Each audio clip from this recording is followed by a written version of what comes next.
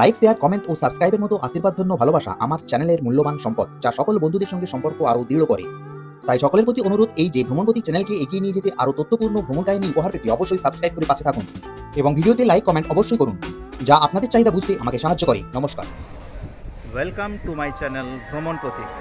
আজকে আবারও হাজির হয়েছি নতুন একটা ব্লগ নিয়ে।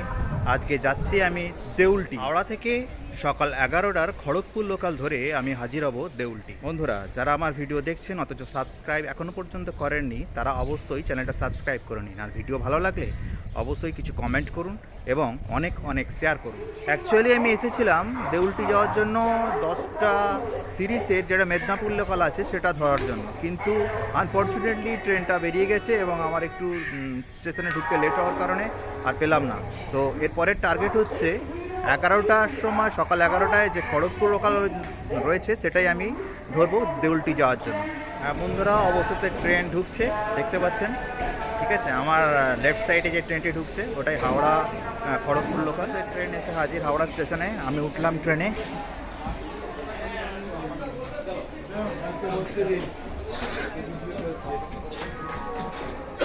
এবং একটি জানলার ধারে সিটে বসলাম।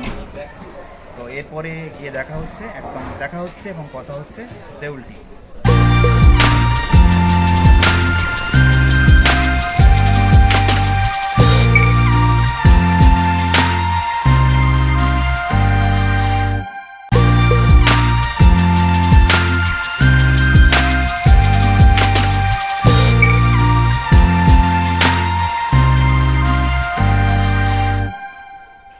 এখন আমি এসে উপস্থিত হয়েছি দেউলটি রেলওয়ে স্টেশন। অনেক মাঠঘাট পেরিয়ে, অনেক কিছু অতিক্রম করে শেষে গাড়ি 1 ঘন্টা লেটে ঢুকেছে দেউলটি স্টেশন। তো এখান থেকে আমার প্রথম যাওয়ার ডেস্টিনেশন হচ্ছে রূপনারায়ণ ভিউ পয়েন্ট। কীভাবে যাওয়া যায় বাইরে গিয়ে একটু দেখা যাক, চলুন। দেউলটি স্টেশন থেকে সোজা উঠে এলাম ওভারব্রিজে। তারপর ডান দিকে বাঁক নিয়ে ব্রিজ থেকে নেমে বাইরে যাওয়ার রাস্তা ধরে পৌঁছে গেলাম স্টেশনের বাইরের চত্বরে। এবার স্টেশনের বাইরের চত্বরটা দেখে নিন ও চিনে নিন। তবে এখান থেকে কোনো টোটো বা অটো তেমনভাবে মেলে না। তার জন্য সামনের মোড় থেকে ডান দিকে বাঁক নিয়ে সোজা হাঁটতে হয় 5 মিনিট। তাই টোটো কিংবা অটো নেওয়ার উদ্দেশ্যে এই রাস্তা ধরে সোজা হাঁটতে থাকলাম বাজারের মধ্য দিয়ে। এই মোড়টাকে চিনে রাখুন, সামনেই ওভারব্রিজ দিয়ে বেরিয়ে গেছে হাইওয়ে। দেউলটির টোটো স্ট্যান্ড ব্রিজের ওই পারে অবস্থিত। আন্ডারপাস দিয়ে যেতে হবে টোটো ধরার জন্য ওই পারেতে। আর অবশ্যই সাবধানে পার হতে হবে এই রাস্তা। এইবার আন্ডারপাস দিয়ে হেঁটে চললাম ওই পারে। দূরে যেখানে টোটোগুলি দাঁড়িয়ে আছে ওটাই দেউলটি যাওয়ার টোটো স্ট্যান্ড। শেয়ারে শরৎ মোড় পর্যন্ত ভাড়া 15 টাকা। এবার চড়ে বসলাম একটা টোটোতে। এখান থেকে যাব শরৎ মোড়, আর সেখান থেকে একটু হেঁটেই হচ্ছে শরৎকুঠি। চলুন তাহলে যাওয়া যাক এবার।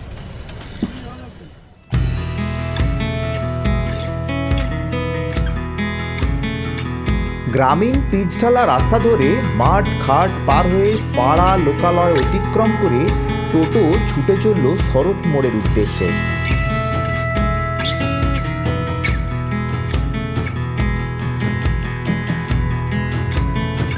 অবশেষে পৌঁছলাম শরৎ মোড়। দেখুন, এখানে শরৎকুঠি যাবার রাস্তা অ্যারো দিয়ে দিক নির্দেশ করা রয়েছে। চলুন এই নির্দেশ অনুযায়ী এখন যাওয়া যাক। নির্দেশ মতো এই রাস্তায় আমাকে পৌঁছে দেবে আমার গন্তব্যে। এই মোড় থেকে শরৎকুঠি হেঁটে সময় লাগে প্রায় 10 মিনিট। গ্রাম্য সরু রাস্তা হলেও রাস্তা কিন্তু বেশ ভালো এবং ট্রাফিকের কোনো যানজট নেই। আমি শরৎচন্দ্রের মোড়ে, মানে এটা তো শরৎ মোড় বলা হচ্ছে, এই শরৎ মোড়ে নেমে আমি এখন হাঁটতে শুরু করেছি শরৎকুঠির উদ্দেশ্যে। একদম ভালো রাস্তা, সরু রাস্তা হলেও কিন্তু ভালো রাস্তা। কিছুটা হেঁটে গিয়ে যা বললো এখানকার মানুষজন যে একটুখানি হেঁটে গিয়ে কিন্তু শরৎকুটি। চলুন তাহলে যাওয়া যাক, এটুকু হেঁটেই যাব।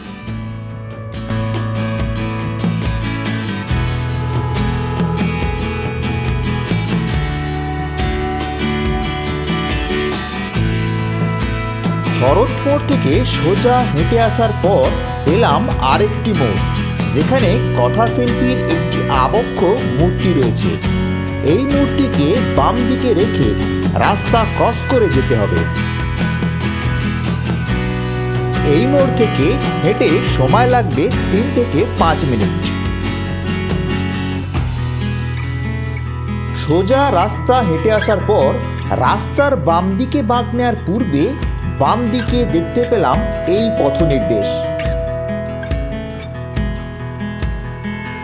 এরপর রাস্তার সঙ্গে বাম দিকে মোড় নিয়ে কিছুটা হেঁটে যাওয়ার পর দেখতে পেলাম আমার গন্তব্য শরৎকুটি।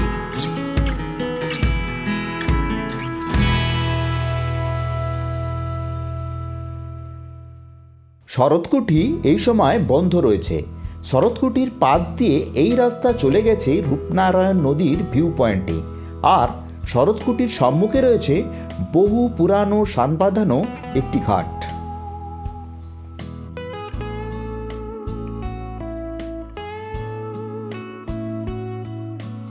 উপস্থিত হয়ে গেছি শরৎকুটিতে, কিন্তু শরৎকুটি এখন সময় অনুযায়ী বন্ধ আছে। তো আবার যখন খুলবে আমি শরৎকুটির মধ্যে প্রবেশ করে আপনাদের সমস্ত কিছু দেখাবো। কিন্তু তাই এই সময়টা আমি এখন যাবো হচ্ছে রূপনারায়ণ নদীর ভিউ পয়েন্ট। চলুন তাহলে যাওয়া যাক। কথাশিল্পীর কুটি থেকে রূপনারায়ণ নদীর ভিউ পয়েন্ট 5 মিনিটের হাঁটা পথ। বহু পূর্বে রূপনারায়ণ নদী প্রবাহিত ছিল এই কুটির খুব কাছ দিয়ে, কিন্তু কালের প্রকোপে নদী অনেকটাই সরে গেছে।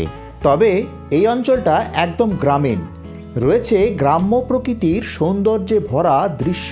এখানে এলে পাবেন মাঠ, খাট, নদী, একরাশ হলুদ রঙা সর্ষে ক্ষেত আর বুক ভরা অফুরন্ত অক্সিজেন। শরৎকুটি এখন বন্ধ থাকার জন্য শরৎকুটি থেকে কিছুটা দূরেই রয়েছে রূপনারায়ণ নদীর ভিউ পয়েন্ট। তো আমি এখন সেখানটাই চলেছি, রূপনারায়ণ নদীর ভিউ পয়েন্টে। আর এইটুকু রাস্তা কিন্তু হেঁটেই যেতে হবে।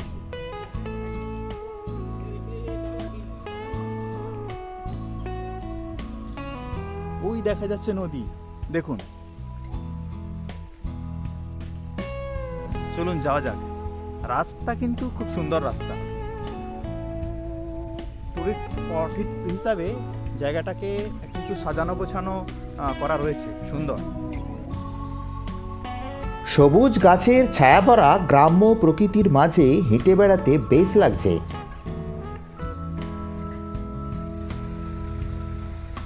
অ্যাকচুয়ালি এটা একটা পঞ্চায়েত এরিয়া, দেখুন এখানে লেখা রয়েছে অনেক কিছু।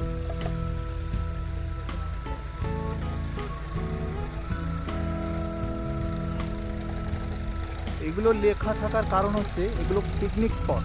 অ্যাকচুয়ালি রূপনারায়ণ নদীর ধারে এগুলো হচ্ছে পিকনিক স্পট, সেই কারণে যেহেতু কোনো রকম দূষণ না ছড়ায় সেই কারণে এগুলো লেখা রয়েছে। এবার আমি যাচ্ছি একদম স্ট্রেট রূপনারায়ণ নদীর তীরে।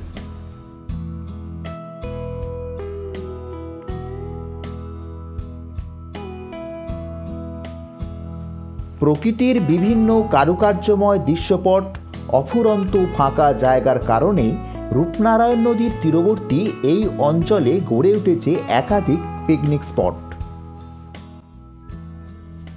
এই রাস্তা শরৎকুটি থেকে সোজা চলে এসছে একদম রূপনারায়ণ নদীর ধারে, দেখছেন। এবং এই রাস্তাটা দিয়েই আমি হেঁটে এলাম।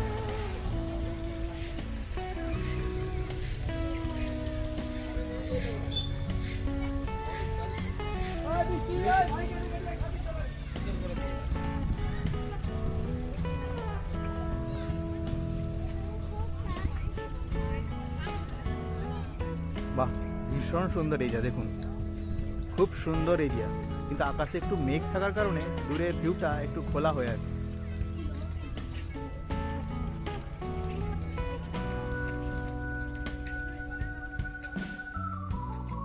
সম্মুখে দেখছেন রূপনারায়ণ নদী, তবে এটা নদী নয়, এটা নদ, যা দ্বারকেশ্বর নদ ও শিলাই নদীর মিলিত প্রবাহ। দ্বারকেশ্বর নদ পুরুলিয়ার ছোটনাগপুর মালভূমি থেকে উৎপন্ন হয়ে বাঁকুড়া জেলার মধ্য দিয়ে প্রবাহিত হয়ে পশ্চিম মেদিনীপুর জেলার ঘাটাল শহরের কাছে শিলাই নদীর সঙ্গে মিলিত হয়ে রূপনারায়ণ নদীর জন্ম হয়। এই মিলিত স্রোত এরপর হুগলি নদীতে এসে পড়েছে। রূপনারায়ণ নদের দৈর্ঘ্য 80 কিলোমিটার। নদীটি ইলিশ মাছের জন্য বিখ্যাত। ভাটার সময় ইচ্ছে হলে নদীর কিনারা দিয়ে একটু হাঁটতেও পারেন। বেলে মাটির চর, কাদার ভয় নেই। চলুন দেখে নিই চরের প্রকৃতি।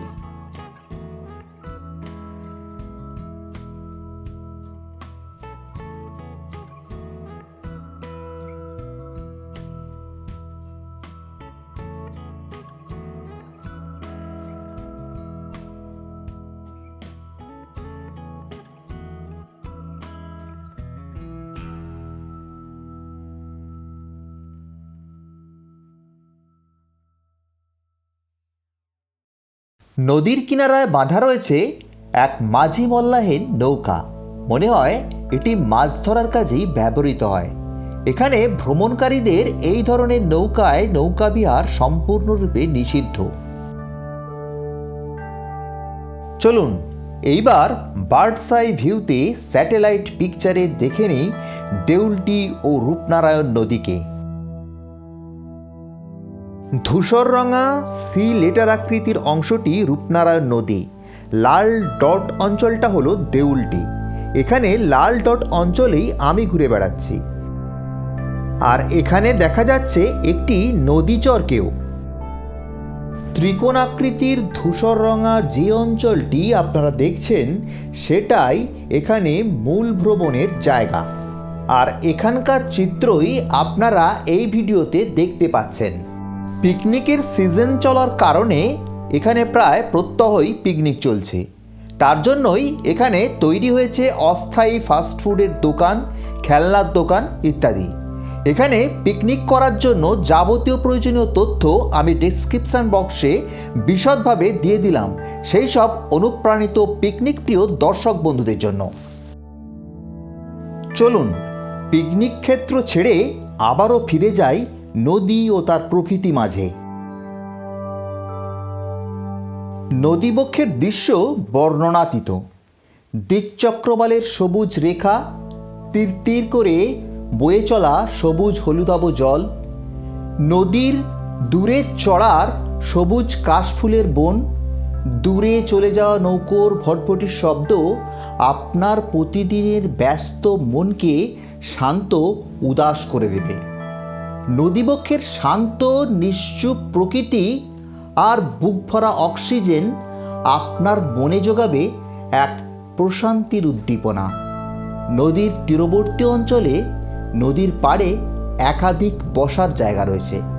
এখানে বসে নদীবক্ষের দিকে তাকিয়ে দিকচক্রবাল, নীল আকাশ, নদীর জলে সূর্যের প্রতিবিম্ব দেখতে দেখতে প্রকৃতির কোলে মিশে কাটিয়ে দিতে পারেন বেশ কয়েক ঘন্টা। তবে এই দেউলটি আসার বেস্ট সময় হলো ডিসেম্বর এবং জানুয়ারি মাস। শীতের হালকা আমেজে নদী আবহে নদীর পাড়ের সবুজ ফসলের ক্ষেতের পাশের সরু রাস্তা ধরে খোলা আকাশের নিচে বেশ কিছুক্ষণ আপনি হাঁটতেও পারেন। ঘন সবুজ বৃক্ষরাজির থেকে ডেকে ওঠা নাম না জানা পাখির ডাক, মৃদুমন্দ বাতাসের শব্দ ও নিশ্চুপ শান্ত প্রকৃতি, হলুদ সর্ষে খেতে মৌমাছিদের আনাগোনা আপনাকে মোহিত করে রাখবে। আর যদি আপনি প্রকৃতির অবাধ্য প্রেমিক হন তাহলে হয়তো ভুলেও যেতে পারেন লাঞ্চের কথাটাও, যার ঠিকানা আমি ডেসক্রিপশন বক্সে দিয়ে দিলাম।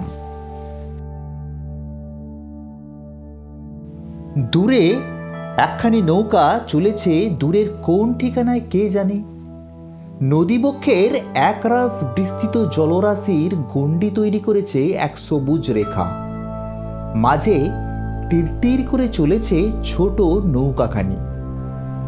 এই দৃশ্যের দিকে তাকিয়ে থাকতে থাকতে বাস্তবের প্রকৃতি আর চিত্রকারের ক্যানভাস একাকার হয়ে যায়, আর ভ্রমণ পথিক দুয়ের নেশায় আবিষ্ট হয়ে তাকিয়ে থাকে দূর থেকে দিগন্তে।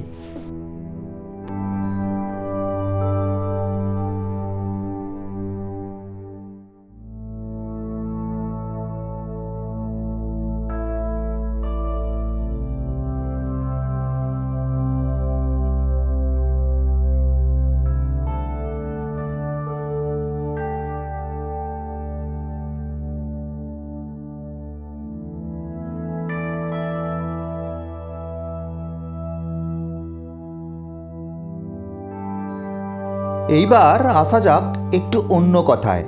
কিছুক্ষণ আগে যে ছোট দোকানগুলোর কথা বলছিলাম, এবার তাদেরকেই দেখুন। এদেরকে পিকনিক স্পেশালও বলতে পারেন। হঠাৎ করে হাজির হলে মনে হবে ছোট কোনো মেলার আয়োজন। মেলাই বটে, পিকনিক মেলা। কি নেই এখানে? ফুচকা, ঘুগনি, এগরোল, চা, কফি, বাচ্চাদের খেলনা এবং সানগ্লাসের দোকান। এমনকি ফুল গাছের চারার দোকানও রয়েছে এখানে। ডাব খেতে চাইলে পাবেন তাও। ঘড়ির কাঁটা বলছে শরৎকুঠির খোলার সময় হয়ে এসছে প্রায়, তাই এবার পা বাড়ালাম সেই দিকে। পূর্বের দেখানো রাস্তাতেই ফিরে চললাম শরৎকুঠির উদ্দেশ্যে। পিকনিক স্পট ও অন্যান্য সব তথ্যের জন্য দেখুন ডেসক্রিপশন বক্স। ভিডিও ভালো লাগলে লাইক, শেয়ার, কমেন্ট অবশ্যই করুন, আর নতুন হলে সাবস্ক্রিপশন করে অবশ্যই বেল বাটনটা চেপে দিন। আর একটু অপেক্ষা করুন বাকি অংশের জন্য। তাহলে এবার চলুন শরৎকুঠির উদ্দেশ্যে। দেখা হচ্ছে পরবর্তী ভিডিওতে।